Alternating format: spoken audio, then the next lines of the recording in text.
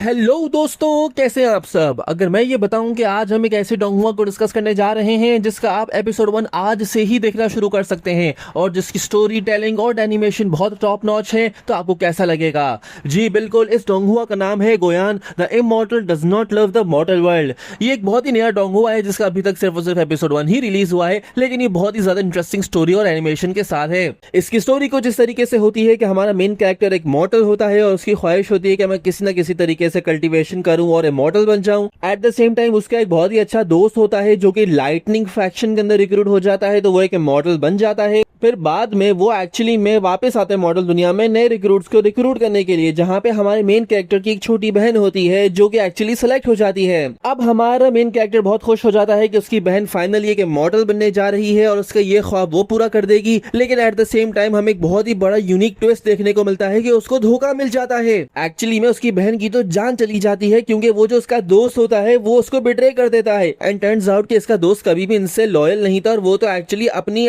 बेहतरी के लिए सब कुछ कर रहा था। किस तरीके से बिट्रे किया, क्या मारा, ये सब कुछ तो आपको डोंगुआ में देखने को मिलेगा, लेकिन बहुत ही अच्छा ट्विस्ट था। इसके साथ ही आपको ये भी देखने को मिलेगा कि किस तरीके से हमारा जो मेन कैरेक्टर होता है वो इवन दो मॉर्टल है, लेकिन किस तरीके से उसको पावर्स मिल जाती हैं और किस तरीके से बिल्कुल मौत को छू के वो वापस आ जाता है। और सबसे इंटरेस्टिंग बात ये होती है कि हमारा मेन कैरेक्टर एक्चुअली में अपाहिज होता है, उस बेचारे का एक हाथ नहीं होता, लेकिन जब वो मॉर्टल से मॉर्टल बन जाता है तो उसका हाथ वापस आ जाता है। किस तरीके से उसकी पूरी कन्वर्जन होती है ये सब आपको डोंगुआ के एपिसोड 1 में ही दिखा दी जाती है। अगर बात करूं स्टोरी टेलिंग की तो खाली एपिसोड 1 ही रिलीज हुआ है, तो मैं उस पर इतना ज्यादा कमेंट तो नहीं कर सकता, लेकिन एनिमेशन की जहां तक बात है तो वो बहुत ही ज्यादा अच्छी है। इसके अंदर एपिसोड 1 में ही फाइटिंग सीक्वेंसेस को जिस तरीके से एनिमेट किया गया है और जिस तरीके से दिखाया गया है बहुत ही फन एंड अमेजिंग है। इसके साथ ही साथ इसके कलर्स का भी ध्यान रखा गया है और मुझे लग रहा है कि इसके अंदर बहुत ज्यादा पोटेंशियल है और ये कम से कम भी 100 या 150 एपिसोड तक जाएगा। अगर आपने ये डोंगुआ देखना शुरू कर दिया है तो मुझे कमेंट सेक्शन में जरूर बताइए कि आपको क्या लगता है इसके बारे में। एंड अगर आपने इसकी नॉवल पढ़ी है तो थोड़ा बहुत भी बता देना। मिलते हैं आपसे अगली वीडियो में। होपफुली हम रेनेगेड इमॉर्टल के ही डिस्कस करेंगे।